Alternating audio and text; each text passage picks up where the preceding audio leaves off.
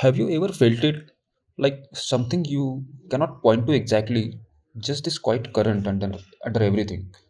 You know those people who move through the world differently, not louder, not flashier. They are not trying to be seen, and yet you notice them. So they feel grounded, calm, certain, and it's never about what they are wearing or what music they are into or even the confidence. At least not that obvious. It's something subtler, like they have learned how to choose for themselves in a world that's constantly choosing for you. Because if we are honest for a second, most of what we call taste isn't really ours. It's shaped by algorithms, by brains that move so fast we don't even get time to ask, do I actually like this?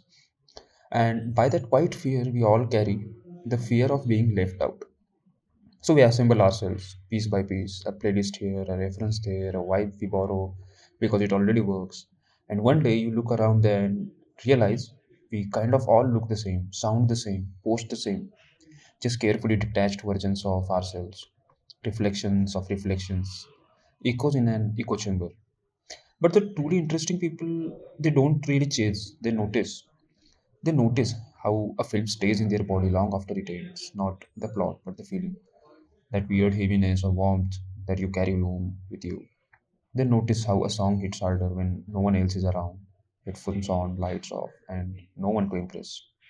They notice how certain colors or places or images soften something inside them, and they don't immediately try to explain it. They just trust it.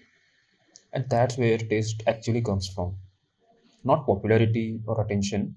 Knowing what's trending is not taste, it's just being fluent in marketing. It's knowing how the algorithm builds. And that's why so many of us end up talking the same, dressing the same, thinking the same, while calling it individuality. We perform uniqueness as long as it stays within safe, approved boundaries, because real individuality actually costs something. It means standing alone sometimes, it means liking things before they are validated, it means sitting in silence while everyone else is refreshing their feed. And yeah, the silence can feel uncomfortable at first, but something interesting happens there. When we stop feeling every quiet moment, when boredom is allowed to stay a little longer, our real obsessions start to surface. You start noticing strange things that you can't quite explain. The grain of an old photograph, the rhythm of a song that doesn't make sense, the feeling of a forgotten building at dusk. That feels important somehow. And slowly, without even realizing it, you start building a world that actually belongs to you. Real taste isn't about the preference, it's about the awareness.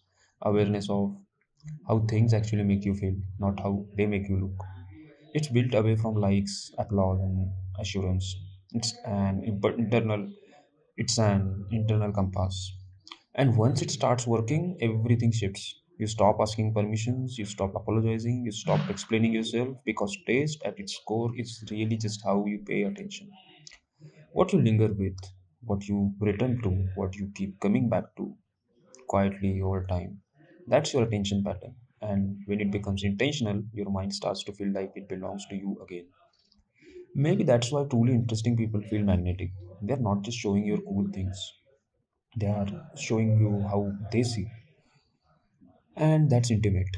To love someone's taste is to love their perception, their way of finding beauty where others are seeing nothing, or connecting things that don't obviously belong together. So, if taste is identity, then maybe creating is the last honest form of self expression we can have. Your persona can be optimized, your opinions can be rewarded, your image can be refined, but your taste, that still belongs to you.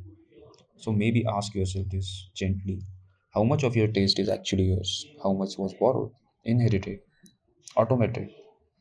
And if the noise disappeared for a year, what would you still love? That's not a question to answer quickly. It's the one to sit with. Because maybe cool was never about aesthetics at all. Maybe it was always about just another word for being awake.